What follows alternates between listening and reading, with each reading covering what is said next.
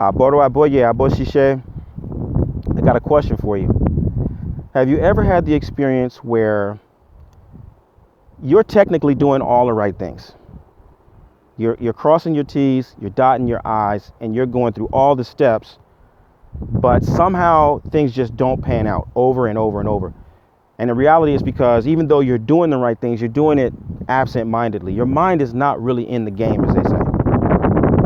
Or you might be in a situation where, your mind is in the game. You know what you want, you know where you want to be, you know who you want to be with, but your heart just isn't in it. You're not feeling it, right? Intellectually, this is the right thing, but in your heart, just the chemistry is just not popping, right? Or you might feel it with all your heart. You are absolutely certain that this is where you belong. This is for you.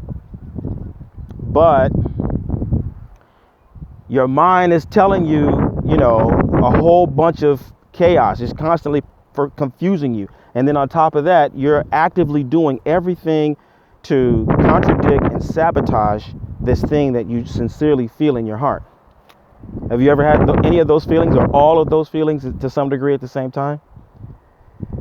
Well, this is like a classic, perfect scenario for either perpetual frustration and unfulfilled desires, or it's a supreme opportunity for a tremendous breakthrough towards self-discovery.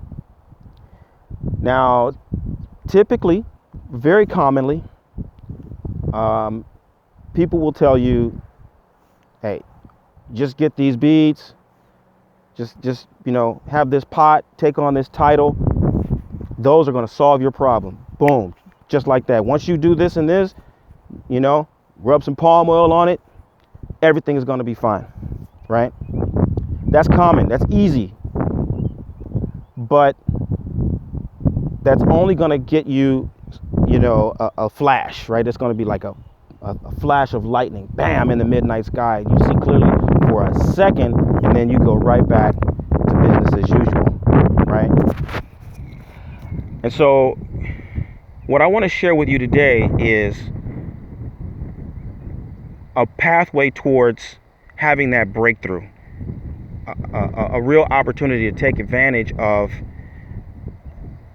this bridge towards self-discovery that's right in front of you. If you're experiencing, any of those frustrations of, not having your head into it, or your heart's not into it, or your behavior just contradicting or sabotaging what you want or how you feel, right? Because it starts off with a huge difference in understanding the difference between appearances and acceptance versus authenticity and ascension. Okay, they're very different things. Having beads, pots, and certain titles, well, they appear a certain way, and based on your appearance, you can be accepted by certain people. If you have, green and brown beads, you have a title, and you must have this pot, and you'll be accepted by a certain group of people. You have these other beads, you have green and yellow beads, then that means you get accepted by another group of people. But neither one of those guarantees that you're going to ascend. Neither one of those guarantees that you're going to experience the kind of elevation that you're really after. The only way you can truly have the depth of experience and the fulfillment that you really need is by making sure that your thinking and your feeling and your doing they're all lined up. They're all in sync, right? Your thinking, your feeling, and your doing have to all be in alignment with one another, right? That's first. And not only do they have to be in alignment with one another, but they have to be in alignment with one another, and they've got to be pointed, focused towards one objective, which is service. You've got to be dedicated to the people and or the causes that are a part of your prenatal choice, right? Now, this is 100% consistent with the teachings of Ifa, right? How many times have we seen in the verses of Ifa where Orunmila knows nothing but sacrifice, right? It's a recurring theme. When all of the other divinities have powers, where all other divinities have medicines and charms and all these things, Orunmila only knows sacrifice, right? Now we usually refer to sacrifice as Ebo, and it is. But there's a key to understanding what Ebo means in relationship to Orisha lifestyle and relationship to the example that Orunmila sets within Orisha lifestyle, more precisely. Ebo is the object, let's say, but to make Ebo is Ru Ebo. We don't really, it's not even to make Ebo. We say to bring Ebo, Rubo, right?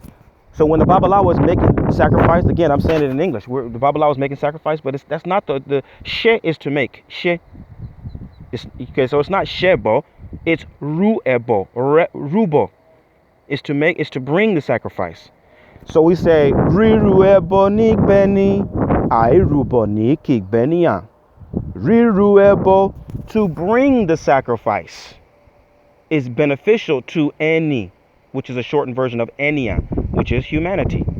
Making sacrifice is beneficial to humanity. Airubo Nikigbenian. Failure to sacrifice is not beneficial to Enian. It's not beneficial to humanity. So bringing the sacrifice is beneficial. Failure to sacrifice is not beneficial. But the Ruebo or Rupo is the key word. It's the root word for Eru. What is Eru? Eru is a servant. The Eru is the one who brings, who carries things. That's a servant. So when Orunmila is carrying out a sacrifice, he's serving the divinities. He's serving the forces. If they're benevolent forces or malevolent forces, if they're gentle forces or if they're hostile forces, Orunmila serves, and Orunmila serves, and Orunmila serves. That is Orunmila's superpower. It is service. Okay? And it's your superpower too. So in the process of aligning your thinking, your feeling, and your doing, you're pointing them squarely towards service. That's how you make sacrifice. The truest sacrifice is the personal sacrifice.